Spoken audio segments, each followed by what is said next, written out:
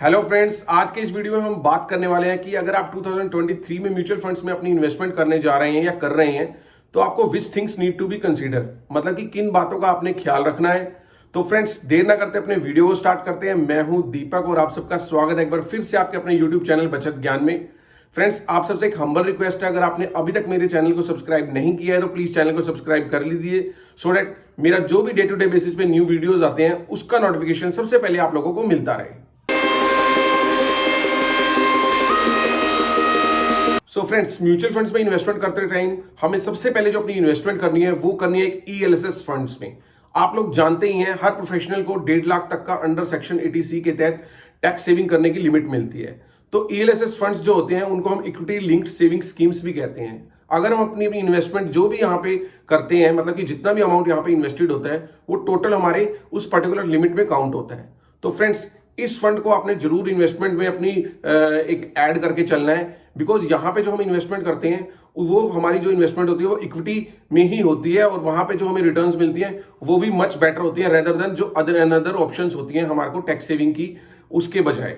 तो फ्रेंड्स, सबसे पहले यहाँ पे चीज समझने की ये है कि जो भी अमाउंट हम ELSS फंड्स में अपना इन्वेस्ट करते हैं वो 3 इयर्स लॉक इन पीरियड में होता है। उससे पहले आप उसे ब्रीच करके निकाल नहीं सकते। और सेकेंड थिंग, आपको एक चीज ये ध्यान रखनी है कि ELSS फंड्स में इन्वेस्टमेंट करने से आपके जो टैक्स सेविंग तो होती ही है, साथ साथ आप उससे रिटर्न्स भी जो भी आपको इक्विटी मार्केट के अकॉर्डिंग चल रही होती है वो आपको मिलती है।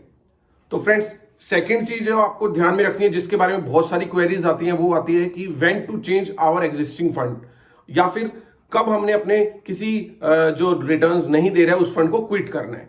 तो फ्रेंड्स, यहां पे सबसे पहली चीज आपने ध्यान में रखनी है, जिस भी फंड में आप अपनी इन्वेस्टमेंट करके चल रहे हैं उस फंड को आपने ट्रैक करते रहना है उसके इंडेक्स के बेसिस पे। मतलब कि एक इंडेक्स होता है जैसे कि अगर हम एग्जांपल ले लेते हैं निफ्टी 50। अगर आपका फंड निफ्टी 50 को बीट कर रहा है रिटर्न्स के मामले में, तो आपका फंड मीन टू से एक अच्छा फंड है और वो आपको अच्छी रिटर्न दे रहा है।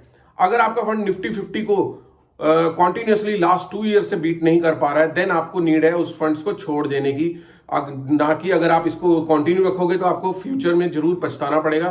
तो आपने, अगर आपका लगता है कि आपका फंड आपके इंडेक्स को फ्री बीट नहीं कर रहा है, तो आपको वहां से क्विट कर जाना है। सो फ्रेंड्स, अब बात कर लेते हैं थर्ड इंपॉर्टेंट थिंग की, जिसको भी हमें ध्यान में रखना है जब भी हम एक म्यूचुअल फंड में अपनी इन्वेस्टमेंट कर रहे हैं। मोस्टली देखा गया है कि जब भी हम किसी म्यूचुअल फंड्स को बाय करते हैं तो हम उसकी NAV को बहुत देखते हैं।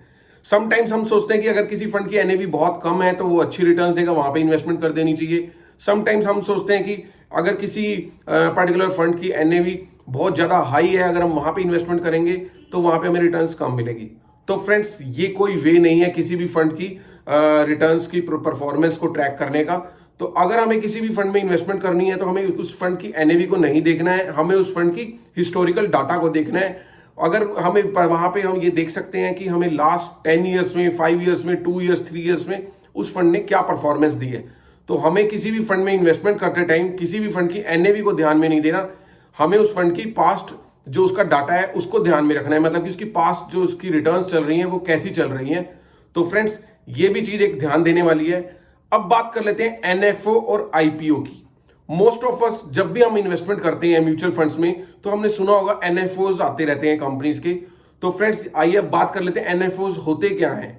NFOs जो होते हैं वो एज लाइक IPOs ही होते हैं। NFOs में जो मेन पर्पस होता है किसी भी फंड का, जब कोई नया फंड लॉन्च होता है तो उसका पहला जो उसका मकसद होता है वो यही होता है कि इन्वेस्टर से मनी ग्रैब करनी है। उसके बाद उसका सेकंड पार्ट आता है कि उसमें हमें रिटर्न्स कैसी मिलेगी। तो मेरी तो फ्रेंड्स यहाँ पे पर्सनल राय यही है कि अगर आप म्यूचुअल फंड्स में अपनी इन्वेस्टमेंट करने जा रहे हैं तो किसी भी न्यू फंड्स में जो न्यू फंड ऑफर आते हैं NFO को, उसको हमें अवॉइड करना चाहिए और हमें किसी ओल्ड फंड में ही अपनी इन्वेस्टमेंट करनी चाहिए। बिकॉज आपको पता है आज के टाइम में बहुत सारी एप्स हैं जहां पे उनका हिस्टोरिक डाटा अवेलेबल है, जो भी ओल्ड फंड्स हैं। तो उस बिहाफ पे हम उनकी रिटर्न्स देखकर या उनकी रैंकिंग देखकर वहां पे इन्वेस्टमेंट कर सकते हैं। तो फ्रेंड्स, अब बात कर लेते हैं जो सबसे बड़ा क्वेश्चन है, ऑलवेज आता रहता है हमारे सामने, कि when to stop our SIP, मतलब कि कब हमने अपनी SIP को बंद करना है या फिर नहीं करना है।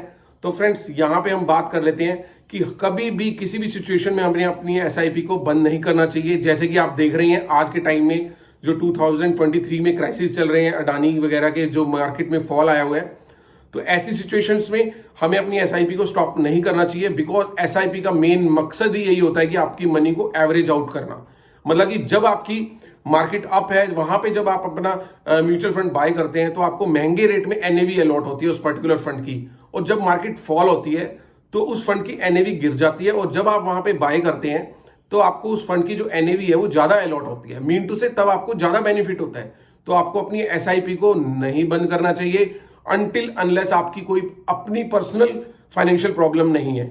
अगर आपकी वो भी प्रॉब्लम आई है तो आप अपनी एसआईपी को कुछ टाइम के लिए स्टॉप भी कर सकते हैं, रिड्यूस भी कर सकते हैं, वो एक अलग रीजन है। बट आप ये सोचो कि मार्केट डाउन हो गई है तो हमें अपनी एसआईपी को स्टॉप कर देना है, तो एक बहुत बैड आइडिया है, तब आप बहुत अच्छी रिटर्न्स नहीं पा सकते फ्यूचर में। तो फ्रेंड्स, इस बात का भी हमें ध्यान में रखना है।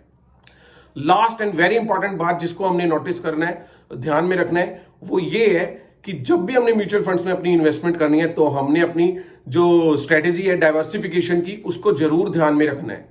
डाइवर्सिफिकेशन को हम ऐसे समझ लेते हैं, मतलब कि कभी भी हमने बहुत सारे म्यूचुअल फंड्स को बाय नहीं करना है। आपको पता है, अगर सपोज वन आप एक फंड में अपनी इन्वेस्टमेंट कर रहे हैं और वो फंड जाके किसी एक सपोज वन एग्जांपल ले लेते हैं, किसी अडानी में या फिर किसी टाटा के किसी स्टॉक में इन्वेस्टमेंट कर रहा है, और सेकंड फंड भी हम बाय करते हैं, वो भी उसी स्टॉक में इन्वेस्टमेंट कर रहा है, तो उन दो फंड्स को लेने का कोई वैल्यू नहीं है, बिकॉज वो सेम स्टॉक्स में इन्वेस्टमेंट कर रहे हैं, और अगर वहां पे उनकी इन्वेस्टमेंट सेम पे जा रही है, अगर उनमें फॉल आएगा तो दोनों ही फंड्स गिरेंगे। तो हमें यहाँ पे डाइवर्सिफिकेशन करनी है। हमने जो भी अपने म्यूचुअल फंड्स लेने हैं उन चीजों को हमने वहां पे ध्यान रखना है कि वो किन स्टॉक्स में आगे इन्वेस्टमेंट कर रहे हैं। मतलब कि लेट्स एक एग्जांपल ले लेते हैं, हमने एक अपना फ्लैक्सी कैप में इन्वेस्टमेंट कर रहे हैं, एक लार्ज कैप में करनी है, एक मिड कैप में करनी है, और कभी भी बहुत सारे फंड्स आपको इन्वेस्टमेंट में अपनी लेके नहीं चलने हैं पोर्टफोलियो में। आपको ये चीज ध्यान में रखना है, कभी भी कोई भी ऐसे फंड्स ना हो जहां पे आपकी इन्वेस्टमेंट जो है सेम स्टॉक्स में जा रही हो, बिकॉज आपको पता है जो स्टॉक्स हैं उनके नंबर्स लिमिटेड है और फंड्स बहुत सारे अवेलेबल है, वो कहीं ना कहीं सेम स्टॉक्स में इन्वेस्टमेंट करते हैं, तो उनकी परसेंटेज जो सेम स्टॉक्स की है वो काफी कम होनी चाहिए। इस तरीके से अपनी अपनी इन्वेस्टमेंट को लेके चलना है, इसी को ही हम डाइवर्सिफिकेशन कहते हैं। तो फ्रेंड्स, इस चीज को अगर आप ध्यान में रखते हैं तो आप म्यूचुअल फंड्स में डेफिनेटली लॉन्ग टर्म में अच्छी रिटर्न्स पा सकते हैं।